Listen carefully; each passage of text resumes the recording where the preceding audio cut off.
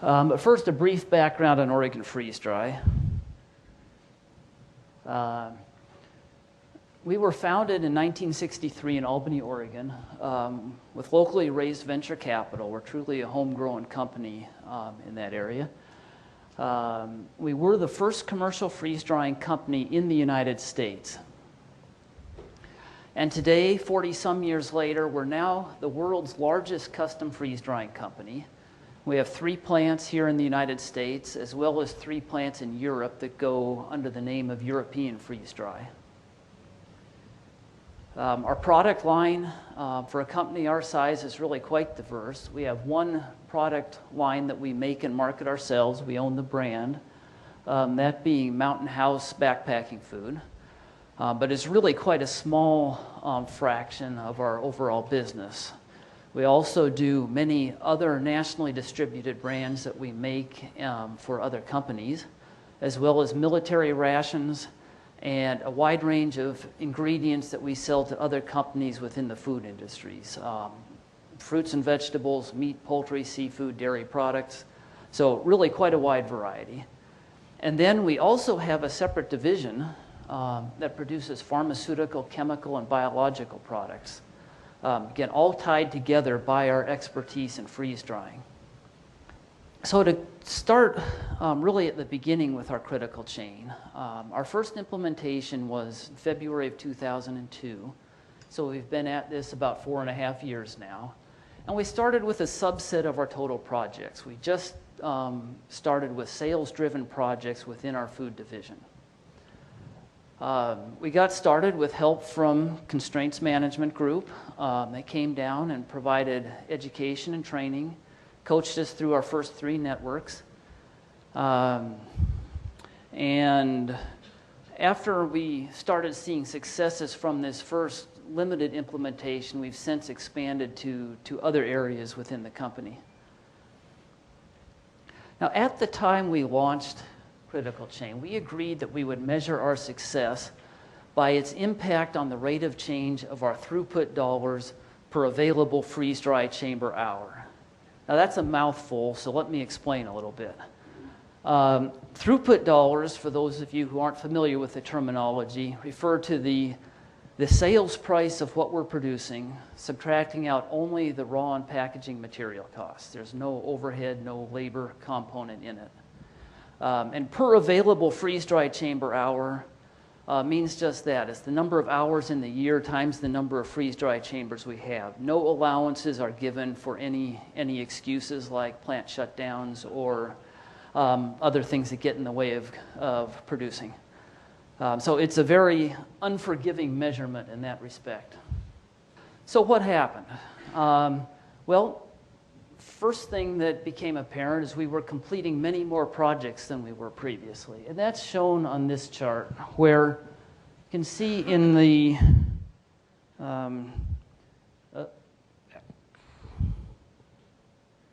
okay, how do I go back here? Now I've done it. Okay, here we go. We were able to complete many more than we were previously. Okay, thank you. And that's shown on this chart, where in the pre-critical chain years here of 2000 and 2001, we were completing right around 75 projects a year. And these are sales-driven projects on both before and after, so I'm trying to compare apples to apples here. 2002 was our transition year, and we had projects being done both ways, and I just zeroed that out because it was very difficult to separate them. But as you can see, by 2003, we're starting to get some traction. By 2004, we had roughly doubled the number of project completions. But as our CFO would tell you, you can't take project completions to the bank. So we went back to what we said we would measure ourselves on. And that's shown on this graph here. This scale here has been modified because I can't share the actual numbers. But as you can see, this is the time before critical chain. There's kind of sort of a modest increase in our T dollars per chamber hour. I think if we went back further, that line would be virtually horizontal. We had a transition period here where some good things happened that had nothing to do with critical chain. But the important thing is afterwards, we achieved a steady upward slope to the line. So, yeah, we would say that our initial implementation was successful. In fact, if you look at the slope of this line versus this line, it's way more than double, even though our project output doubled. And I think understanding why this is really helps understand one of the powers of critical chain, particularly in our environment, and I suspect in most of yours as well. So I'd like to delve into that for a minute or two here. So that's just what I said, and we were wondering, why is that? Well, if you look at the nature of projects that we, and I think most companies work on, I divide these into three categories. There are regulatory projects. These are things that the government or some other regulatory body makes us do just to be in the business we're in. They're non-discretionary, we gotta do them. And then there's a category of sustaining projects. These help us maintain the business we have, but don't really grow our businesses. A recent example in our company is that a supplier discontinued a cheesecake sauce mix that we had used for many years for our Mountain House blueberry cheesecake. We have to go in, find another supplier, scale it up, do our taste testing, change our labels, change our documentation, and at the end of the day, we have no more business.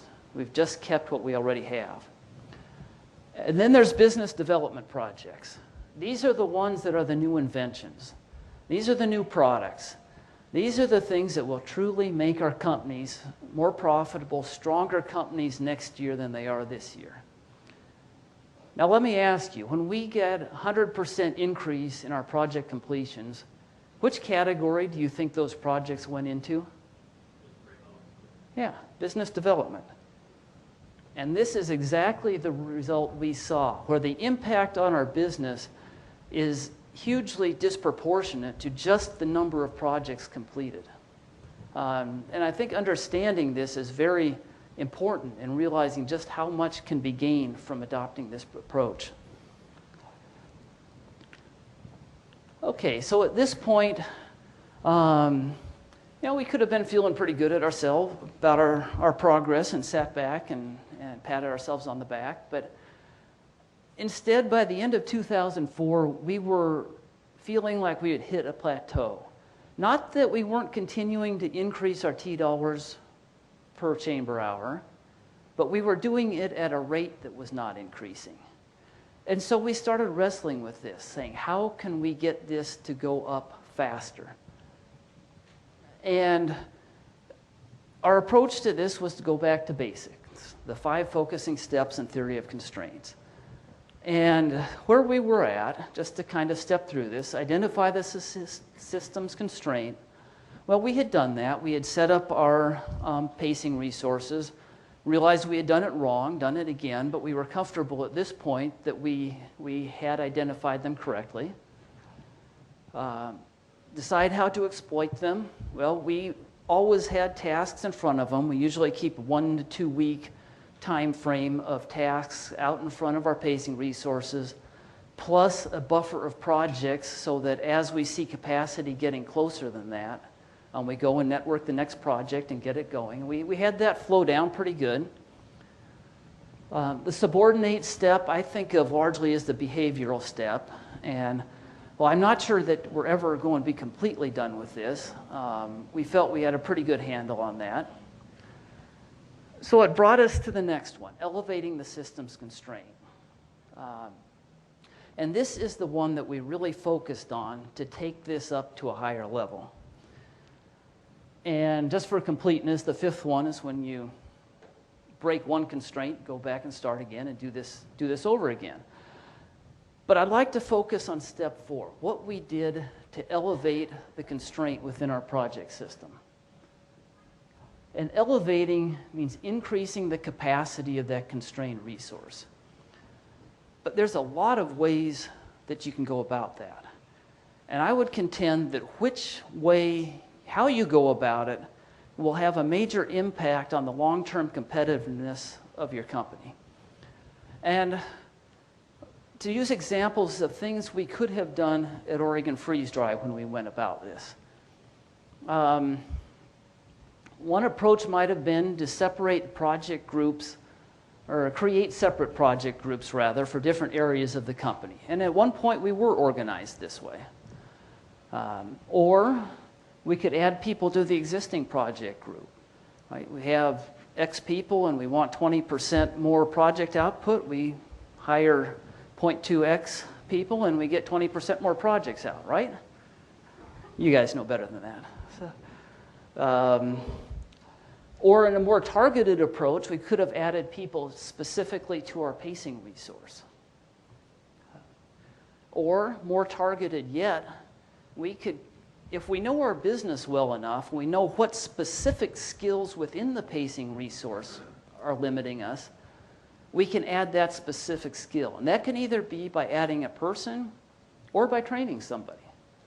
The one person we've added within our project group over this period of time was a specific skill, label making, that we were short of. We were finding projects backing up behind that, so we hired a person with that expertise. But we're very slow to hire people.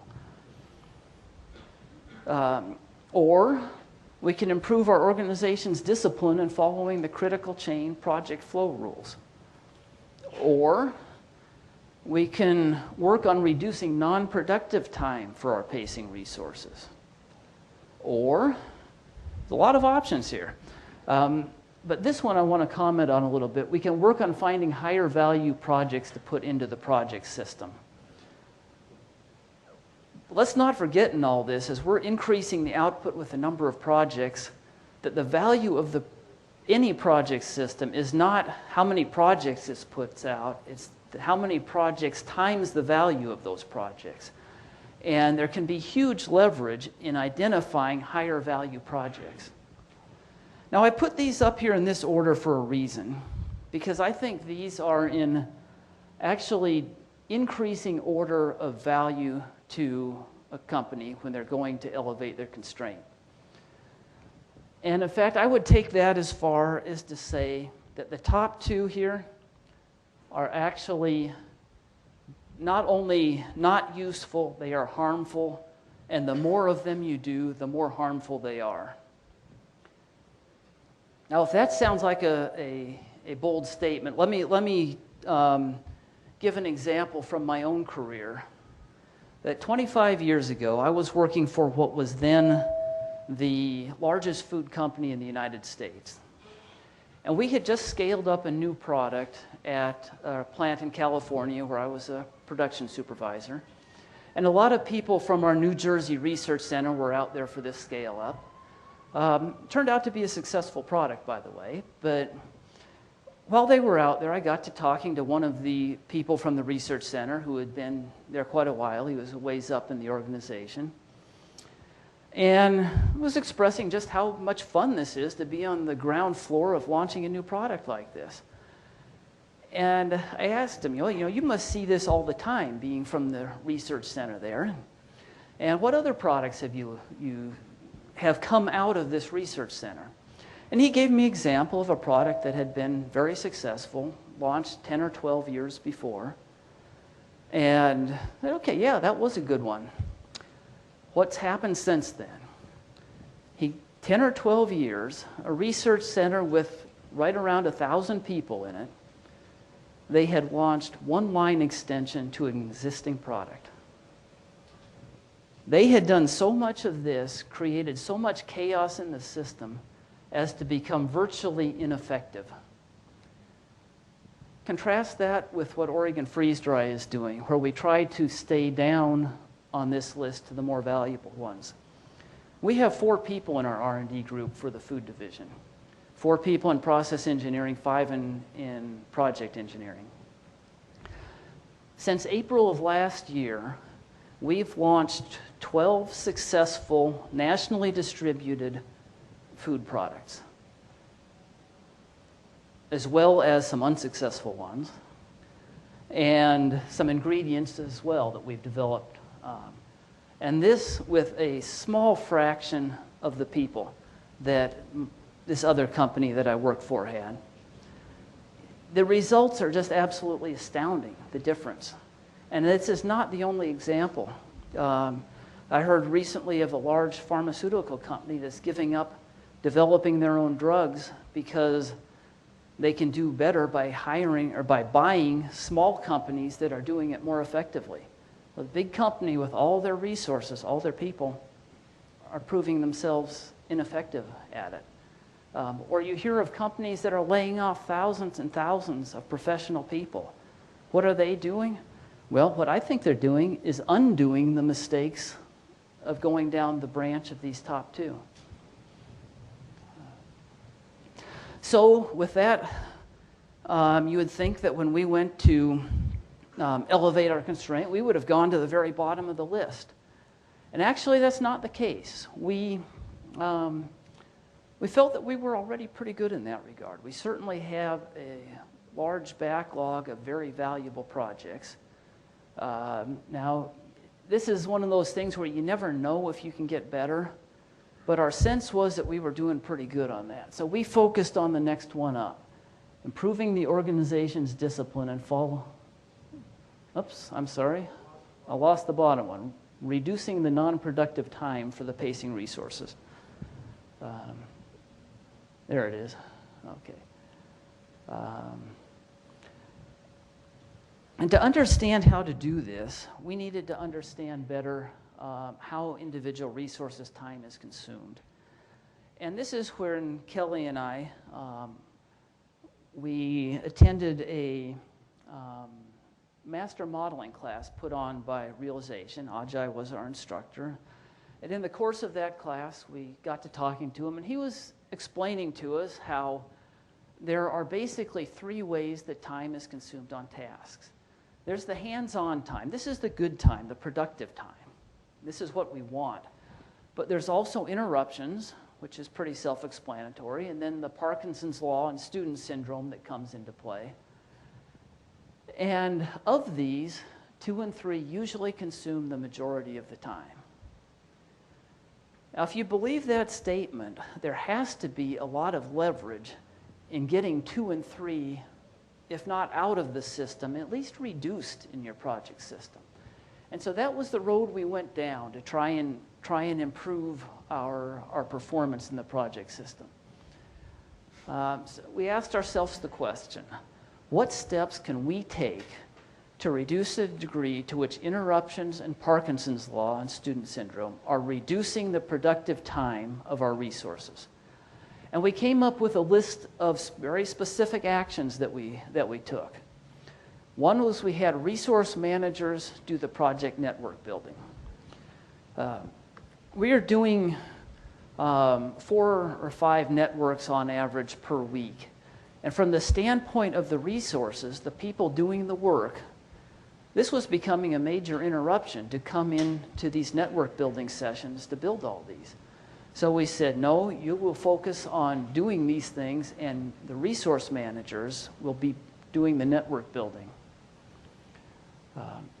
We also separated maintenance and engineering into 2 separate groups. Before, they had been the same group of people, and boy, talk about interruptions. If your project group has to go out and fix something in the plant anytime something breaks, it was very chaotic. We had virtually 0 success with our project engineering group until we separated them out into a separate department. And then there were some execution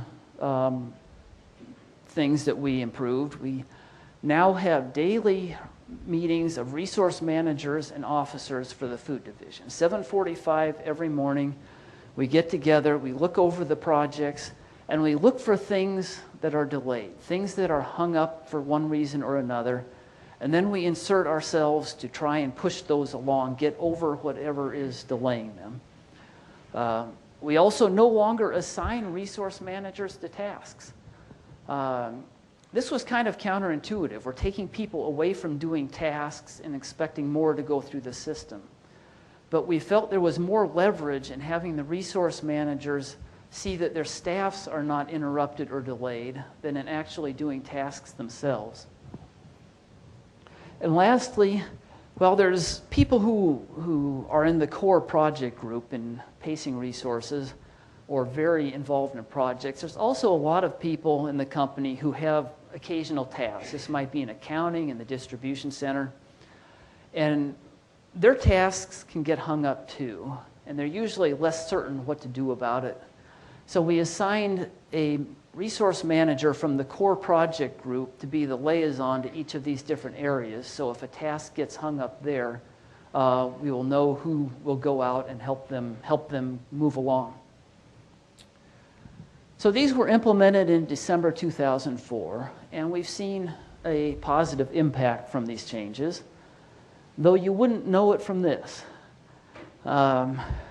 We had a modest drop in project completions in 2005, but I think that has more to do with the fact that a project is a rather loose term in terms of the amount of work. There's big projects and small projects, and we had some very large ones in 2005. And in fact, in 2006, we're tracking in the 170 range, and that with having been shorthanded for 3 months of the year. So I think we did indeed take a step up in the project completions. But more important is its impact on our throughput dollars per chamber hour. Again, going back to how we said we would measure ourselves 4.5 years ago. And this is a continuation of the graph I showed earlier, where this was before critical chain. This was critical chain phase 1, which basically was before we reached the elevation step. This was the basic implementation. This transition, some bad things happened that had nothing to do with critical chain. The important thing, again, is the slope of this line since we went to phase 2, or the elevation step. And as you can see, it's taken a very significant increase up in the slope of that line, meaning that our changes we implemented had a significant and positive impact. So to wrap this up, I'd like to say that critical chain, as I think most of us in this room realize, is a powerful tool for increasing the output of a project system.